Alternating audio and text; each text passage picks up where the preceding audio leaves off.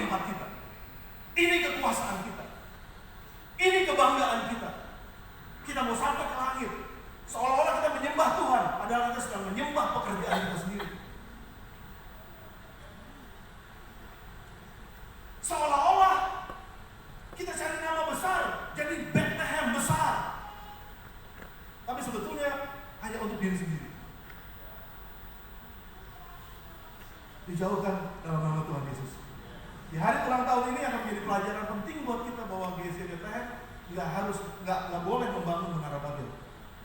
GSI Bethlehem sedang membangun kerajaan surga di atas muka bumi ini. Mendirikan sebuah nama bagi mereka kedengarannya bagus, tapi ini juga bukannya perintah Tuhan. Punya nama besar nggak salah, tapi seharusnya nama Tuhan yang dibesarkan melalui nama tersebut.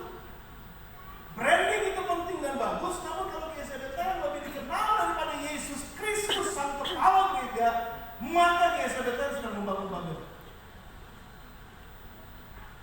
Kita nggak mau itu seperti itu. Hati-hati saudara. Ini juga saya terus harus bicara kepada saudara. Kalau jemaatnya udah mulai mengidolakan pendetanya lebih daripada Kristus, itu menara Babel.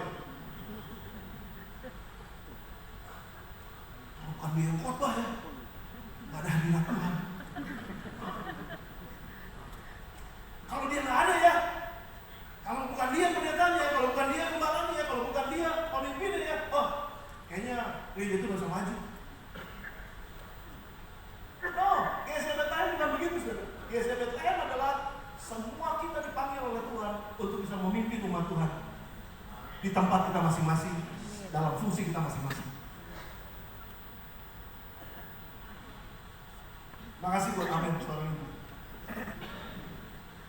Monumen sampai ke sorga sepertinya baik dan luar biasa karena memiliki keinginan untuk sampai ke sorga, tapi bukan itu perintah Tuhan sekali lagi. Perintah Tuhan adalah penuhi bumi dan taklukkan itu, dan bukan membangun menara sampai ke sorga, tapi justru manusia membangun menara maunya sampai ke sorga. Saudara, kita nggak boleh puas dengan apa yang sudah terjadi sampai dengan hari ini dalam pelayanan kita bersama-sama di GSI. Nggak boleh kita bilang, wah ini dia. Kenapa saudara? Tuhan tidak perintahkan kita membangun monumen, Tuhan perintahkan kita membangun movement. Bukan monumen, tapi movement. Siap gak? Sekarang saya masuk pada penutupan. Ini yang saya mau sampaikan dalam 7 menit terakhir. Pertumbuhan dan pergerakan gereja, saudara. Gereja tidak didesain untuk diam. Gereja didesain untuk bergerak. Gereja tidak didesain untuk pasif. Gereja didesain untuk menjadi aktif dan menerobos. Gereja tidak didesain untuk nyaman di satu tempat, tapi gereja bermultiplikasi sampai ke seluruh bumi. Gereja tidak didesain hanya menerima makan, tapi gereja didesain untuk memberi makan. Gereja didesain bukan hanya untuk dilayani, tetapi gereja didesain untuk melayani. Jadi kita dipanggil untuk melayani. Now, GSI Bethlehem, kita sedang melakukan amanat Yesus Kristus. Matius 28 ayat 19-20 bilang, karena itu pergilah keluar dari tempatmu, jadikanlah semua bangsa muridku, baptislah mereka dalam nama Bapa dan Anak dan Roh Kudus, dan ajarlah mereka melakukan segala sesuatu yang telah kuperintahkan kepadamu, dan ketahuilah, aku menyertai kamu senantiasa sampai kepada akhir zaman. Yang percaya pada perintah ini katakan amin, saudara.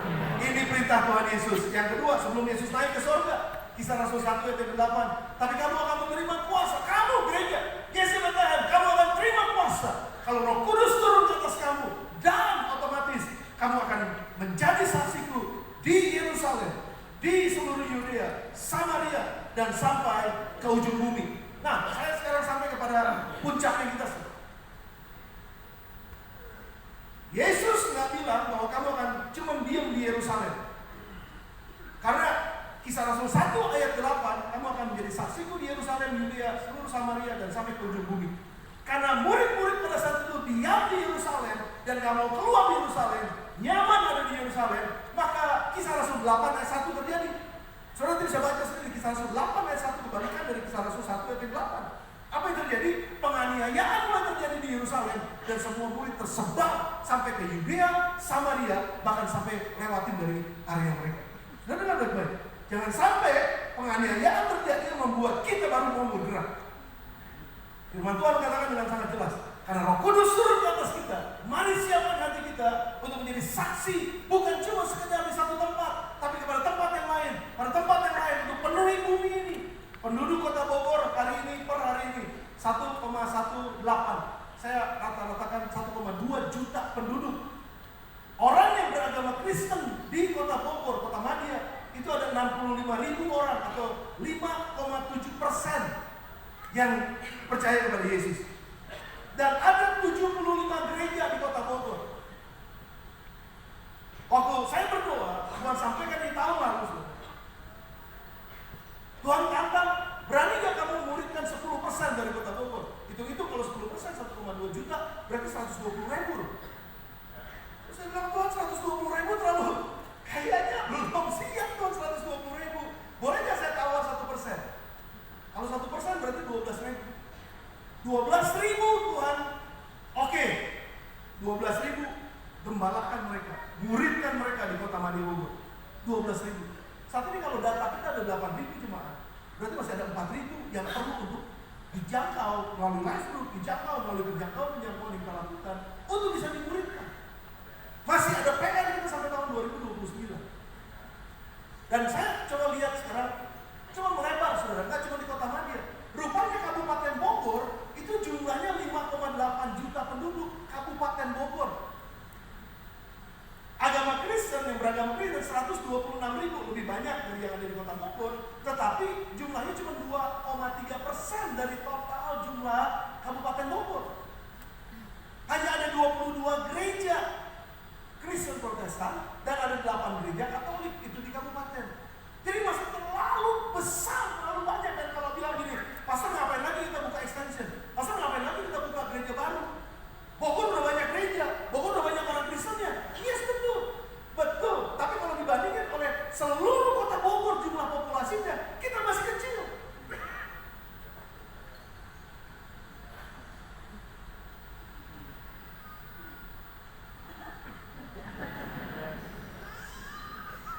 Dan perintah Tuhan bilang, be fruitful and multiply and fill the earth. Penuhilah bumi. Dan kalau kita mau taat sama Tuhan, maka sebagai Bethlehem, sebagai GSJA, Gereja Sembilan Iman Allah Bethlehem yang ada di Kota Bogor, ini tanggung jawab kita. Kita belum melangkah ke kabupaten, saudara, tapi segera kita akan melangkah ke kabupaten. Siap-siap. Implikasinya apa? Pemain musik, pemuji, mari datang ke depan. Implikasinya sekarang adalah